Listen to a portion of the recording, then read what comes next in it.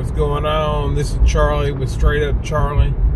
I want to talk to you a little bit about today. Man, did you hear all that? Well, what I want to talk to you about today is what I hear all the time from family and friends, and you'll hear it too if you're thinking about going into DoorDash or Uber Eats or anything, any kind of gig work like this, or just stepping away from, your job or to do this part-time or anything. One of the main things that you're going to find that people want to talk about when you tell them what you do, when they say, what are you doing for a living now? Oh, I DoorDash for a living now. The number one thing I hear is, well, that's a lot of wear and tear on your car. Surely you're not making enough to cover the gas and stuff like that. Yeah, I mean, we make pretty decent money. We're not six-figure incomes, or out here in Arkansas we're not. But it pays the bills.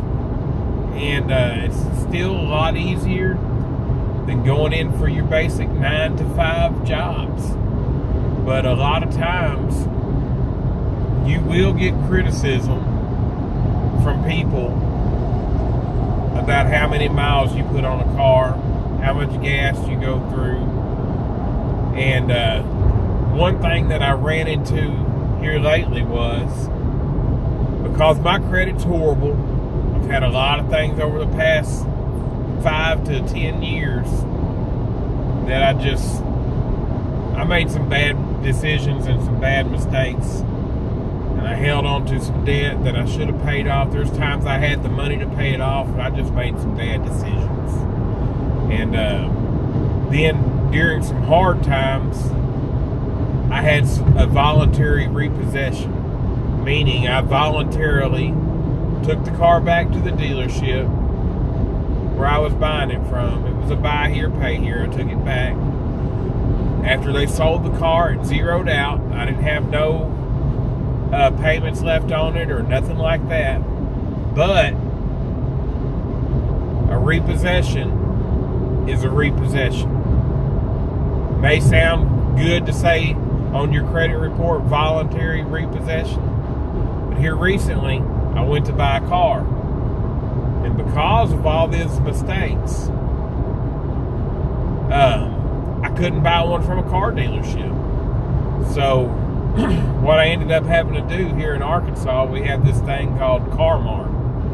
Some of you, it might be other places, I'm not real sure. I'm not really the fondest of CarMart. But it was the only thing and the only place that I could go to buy a car, because they are a buy here, pay here.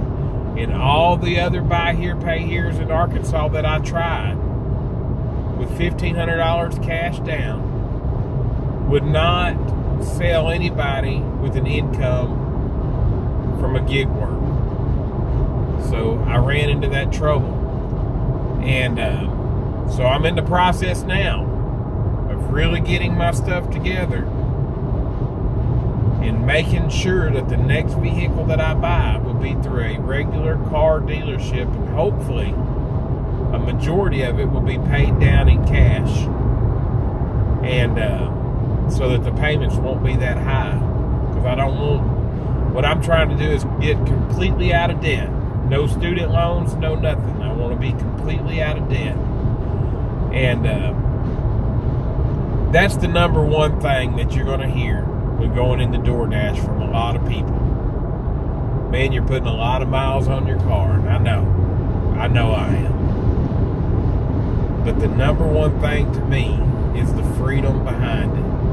And somebody not always being on top of me. I've learned since I've been doing this, I'm self-motivated enough to go get the money that I don't need somebody continuously giving me a hard time about the things that I'm doing. I feel like when I was working in a regular workplace that I'd done my job, I've done what I could to do it in a fast manner. I've messed my shoulder up. I've gone through 3 hernia repairs. This last one, you might as well say it was 2 hernia repairs in one. My ankles, I've lost almost all the cartilage out of them from warehouse jobs and hard concrete. And it's time for me to take a break from all of that. So I choose to wear a car out to make sure that I have a job that is paying the bills and providing, and give me the peace of mind of knowing that I'm not killing myself every day to try to have things that's not going to last an eternity anyways. But hey, I'm Charlie, straight up Charlie. Hope you subscribe to the channel. Hope you enjoy these talks. And man, I'll catch you the next time you order DoorDash. Maybe it's me that's going to deliver it. I'm not going to eat your food, player. I'm not going to drink your milk, player. But I do hope that you have a blessed day. I'm out.